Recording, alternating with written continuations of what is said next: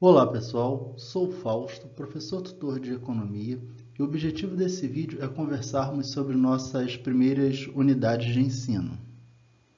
Nossa primeira unidade, Introdução à Microeconomia, nos apresenta os seguintes conceitos. Fluxo circular da renda, onde é tratado a interação entre os agentes econômicos. Nesse fluxo, as famílias vendem seu trabalho para as empresas, recebendo o salário como remuneração. Este mesmo salário é utilizado pelas famílias para a aquisição de bens e serviços que satisfazem suas necessidades. E esta aquisição desses bens e dos serviços é feito das empresas, que utilizam o trabalho das famílias para a produção desses bens. Ou seja, para as empresas, o trabalho é um dos fatores necessários para a produção de bens e de serviços. Daí se dizer que trata-se de um fluxo circular de renda. Esse tópico também nos define economia, nos traz a definição de economia, que é a ciência social que busca estudar como os agentes econômicos decidem empregar recursos produtivos escassos na produção de bens e serviços, de modo a distribuí-los entre várias pessoas e grupos da sociedade, a fim de satisfazer as necessidades humanas. Lembrando que essa definição é do professor Vasconcelos. Bom, quando falamos de problemas econômicos fundamentais, nos lembramos de que a escassez de recursos para a satisfação das necessidades ilimitadas leva aos agentes econômicos a fazerem os seguintes questionamentos: o que produzir, quanto produzir, como produzir, para quem produzir. Ou seja, a partir do momento que essas perguntas são feitas, vemos a alocação dos recursos escassos para a satisfação das necessidades que são ilimitadas por parte dos seres humanos. Essa unidade 1 também faz a divisão didática do estudo econômico, que se dá da seguinte forma: microeconomia, são estudados os fundamentos das escolhas dos agentes econômicos. A interação entre os indivíduos e as empresas. É estudada a ótica do consumidor e a ótica do produtor. É estudado o ponto de vista do consumidor e o ponto de vista daquele que oferece os bens e serviços. Macroeconomia é o ramo da economia que faz o estudo de uma forma integral, como um todo, melhor dizendo, incluindo causas e mecanismos corretivos de grandes flutuações das variáveis econômicas. Economia internacional trata da interação entre países, as relações comerciais e financeiras entre as nações. E o desenvolvimento econômico aborda questões de longo prazo, buscando maneiras de melhorar o padrão de vida da população. Por fim, essa unidade se encerra explicando, ou melhor, apresentando os 10 princípios da economia feitos pelo professor Gregory Mankiw, elaborados pelo professor Gregory Mankiw. Ele faz a divisão em 3 grandes grupos, onde as tomadas de decisões individuais estão dos princípios 1 ao 4, a interação entre as pessoas é estudada dos princípios 5 ao 7 e, por fim, sobre o funcionamento da economia, dos princípios 8 ao 10. Unidade 2. Sistemas econômicos e o mercado sob a ótica do consumidor, ou seja, a demanda. Essa nossa unidade se inicia ensinando sobre necessidades humanas e tipos de bens, onde ela nos diz que os agentes econômicos são as famílias, empresas e o governo, e dizendo também que bens e serviços são necessários para satisfazer as necessidades humanas, individuais ou mesmo em grupo, ou seja, da sociedade como um todo. Ela nos ensina que as necessidades podem ser primárias, secundárias e terciárias, e também nos apresenta a classificação dos bens e serviços. Sistemas econômicos. Estrutura econômica, política e social adotada por uma sociedade, definindo a organização da produção e distribuição, ou melhor, produção, distribuição e consumo dos bens e serviços. O sistema capitalista tem por principal característica o fato de a iniciativa privada deter os meios de produção. O sistema socialista é um sistema onde há total intervenção do Estado na atividade econômica através de um órgão central planejador e não existe a propriedade privada dos meios de produção. Sistema de economia mista. O livre mercado e as ideias liberais existem nesse sistema, mas os agentes econômicos concordam com a intervenção estatal na economia. Sobre o mercado e concorrência, esse tópico nos explica que o mercado é um grupo de compradores e vendedores de um dado bem ou serviço. O comprador determina a demanda e o vendedor determina a oferta desses bens ou serviços.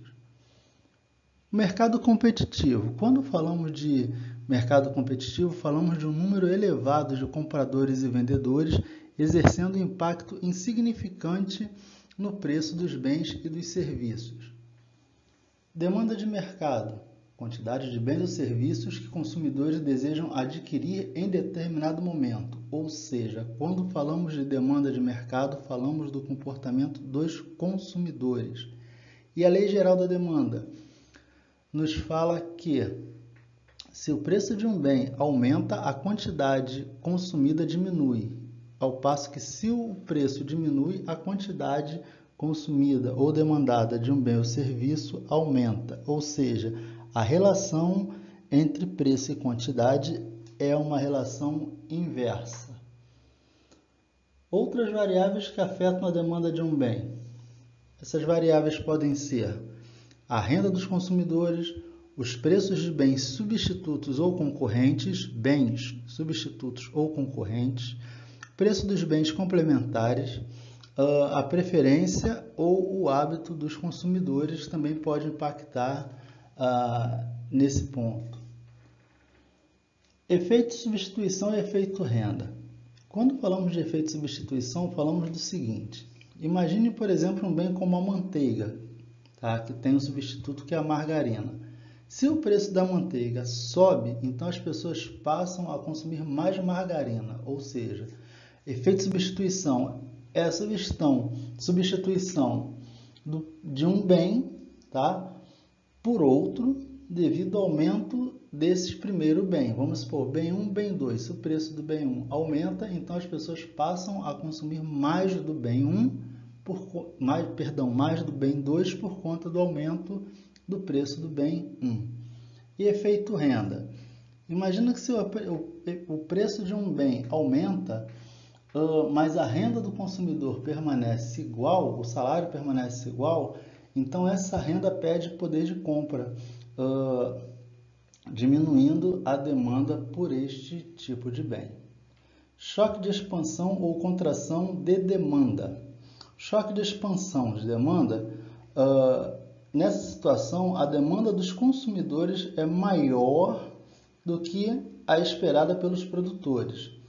E um choque de contração de demanda é uma situação onde a demanda do consumidor é menor do que a esperada pelos produtores. Nossa unidade 3 nos ensina sobre o mercado sob a ótica do fornecedor, a oferta, o equilíbrio e as elasticidades. Oferta de mercado. A quantidade de determinado bem ou serviço que o fornecedor deseja oferecer ao mercado em determinado momento. Trata do comportamento dos produtores. Pode ser influenciada, no caso, essa oferta pode ser influenciada por fatores como preços de outros produtos, preferências do empresário, tecnologias e demais fatores. A Lei Geral da Oferta. Quanto maior o preço de um bem ou serviço, maior a quantidade deste bem que o fornecedor vai oferecer ao mercado. É uma relação diretamente proporcional, ou seja, quanto maior for o preço do bem ou do serviço, mais disposto o fornecedor vai estar a oferecer no mercado este bem, que é justamente o contrário lá da Lei Geral da Demanda, que nos dizia o quê? Que quanto maior o preço de um bem, menor a disposição de consumo por parte das pessoas, né? Menor quantidade desse bem seria consumida. Ou então, quanto menor o preço do bem, mais as pessoas estariam dispostas a consumir. Daí se dizer que é relação inversamente proporcional, relações inversas. Ao passo que aqui na Lei Geral da Oferta as relações são diretamente proporcionais. Choque de expansão ou contração de oferta, ou choque de contração de oferta.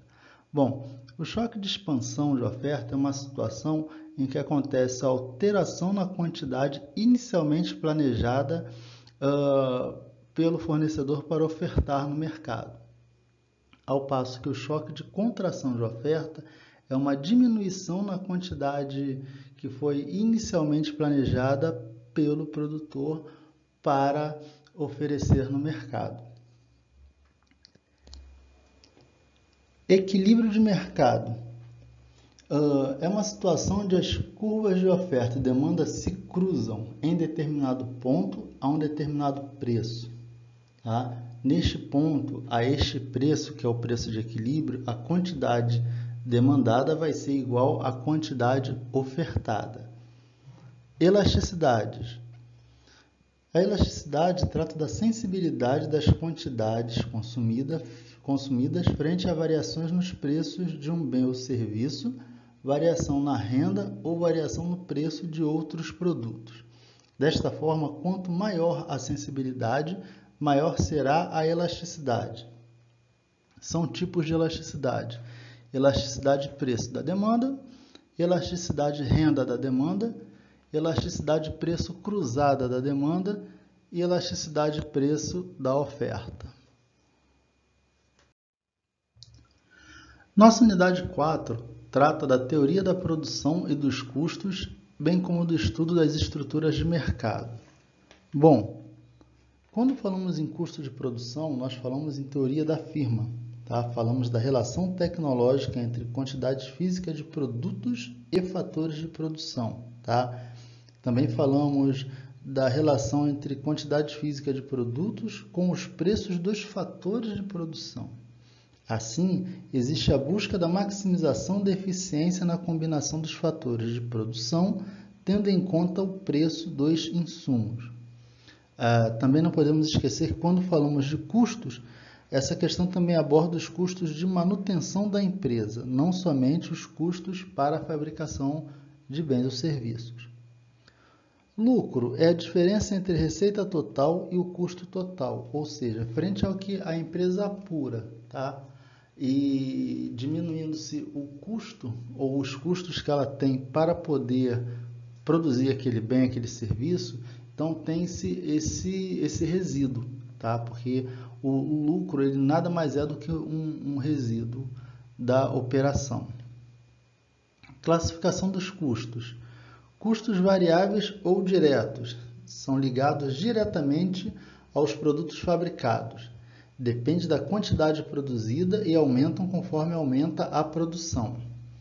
Custos fixos ou indiretos. Eles não possuem relação direta com a produção, ou seja, não há como medi-los de forma objetiva. Por exemplo, aluguel e vigilância.